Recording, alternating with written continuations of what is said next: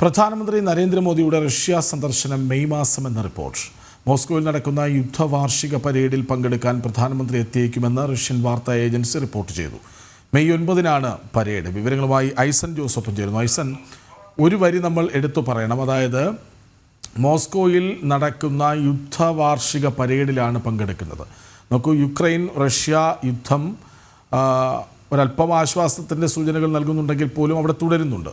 മാത്രമല്ല, പുടിൻ അടക്കം നേരത്തെ തന്നെ പറഞ്ഞിരുന്നു മധ്യസ്ഥനാകാൻ ഏറ്റവും യോഗ്യൻ നരേന്ദ്രമോദിയാണ് എന്ന്. അങ്ങനെയെങ്കിൽ ഈ സന്ദർശനത്തിൻ്റെ പ്രാധാന്യം എത്ര കണ്ട് നിർണായകം ഈ സന്ദർശനം? കൃഷ്ണരാജ്, ഈ സന്ദർശനം ഏറെ നിർണായകമാകുന്നത് നേരത്തെ പുടിൻ പറഞ്ഞതിനും അതുപോലെ തന്നെ സെലൻസ്കി പറഞ്ഞതിനും വ്യത്യസ്തമായി ഇതേ ദിവസം തന്നെ, അതായത് ഇപ്പോൾ സ്ഥിരീകരിക്കാത്ത റിപ്പോർട്ടുകളാണ് വന്നിരിക്കുന്നത് എങ്കിൽ കൂടി അത് നമുക്കറിയാവുന്നതാണ്, റഷ്യയിൽ നിന്നും അത് സംബന്ധിച്ച ചില അന്വേഷണങ്ങളെല്ലാം തന്നെ അല്ലെങ്കിൽ ക്ഷണമെല്ലാം തന്നെ കൃത്യമായി ഭാരതത്തിന് ലഭിച്ചിട്ടുണ്ട് എന്നാണ് നമുക്ക് മനസ്സിലാക്കാൻ സാധിക്കുന്നത്. സെർജി ലേവ്റോവ് ഈ യുദ്ധത്തിൻ്റെ 80-ാം വാർഷികത്തിന് മെയ് 9-ാം തീയതി നിരവധി നേതാക്കളെ ക്ഷണിക്കുന്നുണ്ട്. അക്കൂട്ടത്തിൽ പ്രധാനമന്ത്രി നരേന്ദ്രമോദി ഉൾപ്പെടുന്നുണ്ട്. മറ്റൊരു സുപ്രധാന നേതാവ് ഡൊണാൾഡ് ട്രംപാണ് എന്നതാണ് ഏറെ ഗൗരവമർഹിക്കുന്നൊരു വിഷയം. നമുക്കറിയാവുന്നതാണ്, നേരത്തെ കൃഷ്ണനെ സൂചിപ്പിച്ചതുപോലെ യുക്രൈൻ യുദ്ധത്തിൽ ഈ രണ്ട് കക്ഷികളും ഒരേ സമയം, അതായത് ഡൊണാൾഡ് ട്രംപ് ആയാലും പ്രധാനമന്ത്രി നരേന്ദ്രമോദി ആയാലും ഒരേ സമയം ഇടപെടൽ നടത്തിയിരുന്നു. അവസാനം നരേന്ദ്രമോദി വാഷിംഗ്ടണിലെത്തി ട്രംപുമായി നടന്ന കൂടിക്കാഴ്ച വേളയിലും ഇതേ സംഭവം തന്നെ ചർച്ച ചെയ്യപ്പെട്ടിരുന്നു. അതിൽ വളരെ കൃത്യമായ നിലപാട് സംയുക്ത പ്രസ്താവനയിൽ മാധ്യമപ്രവർത്തകരോട് കൃത്യമായി നരേന്ദ്രമോദി അറിയിക്കുകയും ചെയ്തു. ഭാരതത്തിനൊരു പക്ഷമുണ്ട്, ആ പക്ഷം സമാധാനത്തിൻ്റെ പക്ഷമാണ് എന്ന മഹത്തായൊരു സന്ദേശമാണ് അവസാന ദിവസവും ഇത് സംബന്ധിച്ച പരാമർശം, അതായത് യുക്രൈൻ യുദ്ധം സംബന്ധിച്ച പരാമർശത്തിലും പ്രധാനമന്ത്രി മുന്നോട്ട് വെച്ചത്. ഈ ചർച്ചകൾ നടക്കാനുള്ളൊരു സാധ്യത ഇപ്പോൾ തെളിഞ്ഞിരിക്കുന്ന ഒരു സാഹചര്യമുണ്ട്. നമുക്കറിയാവുന്നതാണ്, റഷ്യയുമായുള്ള ചർച്ചകൾ അമേരിക്കയുടെ ഭാഗത്തു നിന്ന് വലിയൊരളവിൽ കഴിഞ്ഞു തീർന്നു. അതുപോലെ തന്നെ ഇപ്പോൾ ഈ വെള്ളിയാഴ്ച സെലൻസ്കി അമേരിക്ക സന്ദർശിക്കാനിരിക്കുന്നു.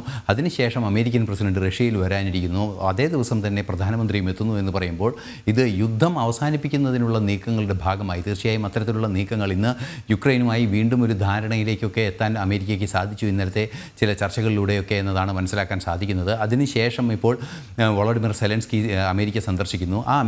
വെള്ളിയാഴ്ചയാണ് സന്ദർശിക്കുന്നത്. അതിനുശേഷവും ഇത്തരത്തിലുള്ള നടപടിക്രമങ്ങൾ മുന്നോട്ട് പോകാനുള്ള സാധ്യത നിലനിൽക്കുന്നു. യുക്രൈൻ യുദ്ധം ശാശ്വതമായി പരിഹരിക്കുന്നതിനുള്ളൊരു നീക്കത്തിന് കൃത്യമായ ഒരു മധ്യസ്ഥം അല്ലെങ്കിൽ കൃത്യമായ ഒരു ഇടപെടൽ ഈ എല്ലാ കക്ഷികൾക്കും സ്വീകാര്യനായ യൂറോപ്യൻ രാജ്യങ്ങൾക്കാകട്ടെ, അതുപോലെ തന്നെ യുക്രൈനെ പിന്തുണയ്ക്കുന്ന യൂറോപ്യൻ രാജ്യങ്ങൾക്കാകട്ടെ, റഷ്യയ്ക്കാകട്ടെ, അതുപോലെ തന്നെ അമേരിക്കൻ പ്രസിഡന്റ് ഡൊണാൾഡ് ട്രംപിനാകട്ടെ, ഈ മൂന്ന് നേതാക്കളും, ഈ വിഷയത്തിൽ കാര്യമായി ഇടപെടുന്ന മൂന്ന് നേതാക്കൾക്കും സ്വീകാര്യനായ ഒരു മധ്യസ്ഥൻ എന്ന രീതിയിലാണ് പ്രധാനമന്ത്രിയുടെ ഒരു സാന്നിധ്യമുള്ളത് അല്ലെങ്കിൽ ഒരു പ്രാതിനിധ്യമുള്ളത്. ആ ഒരു സാന്നിധ്യം തന്നെയാണ് ഏറെ ഗൗരവത്തോടെ ഈ വിഷയത്തിൽ ചർച്ച ചെയ്യേണ്ടത് എന്നാണ് യാഥാർത്ഥ്യം. നമുക്കറിയാവുന്നതാണ്, റഷ്യയുമായുള്ള പല ചർച്ചകളും പുരോഗമിക്കുന്നുണ്ട്.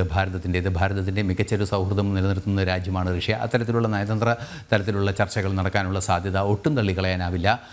ഏറ്റവും പ്രാധാന്യമർഹിക്കുന്നത് നേരത്തെ കൃഷ്ണരാജ് സൂചിപ്പിച്ചതുപോലെ അടുത്തടുത്ത ദിവസങ്ങളിൽ റഷ്യയും യുക്രൈനും സന്ദർശിച്ച് സമാധാനം പുനഃസ്ഥാപിക്കണമെന്നാവശ്യപ്പെട്ട നേതാവ് പ്രധാനമന്ത്രി നരേന്ദ്രമോദിയാണ്. നരേന്ദ്രമോദി അമേരിക്കൻ പ്രസിഡന്റ് മോസ്കോയിലെത്തുന്ന ദിവസം തന്നെ അവിടെ എത്തുന്നു. ഒരു സമാധാനത്തിൻ്റെ സന്ദേശവാഹകനാകാനുള്ള സാധ്യതകളെല്ലാം തന്നെ തുറക്കുന്നു എന്ന് തന്നെയാണ് ഇതിൽ നിന്നും മനസ്സിലാക്കാൻ സാധിക്കുന്നത്.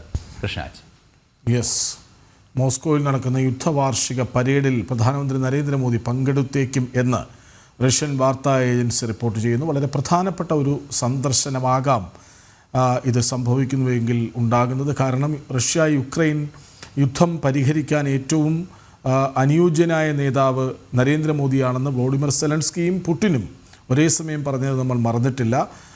വിവരങ്ങൾ നൽകുകയായിരുന്നു ഐസൻ ജോസ്.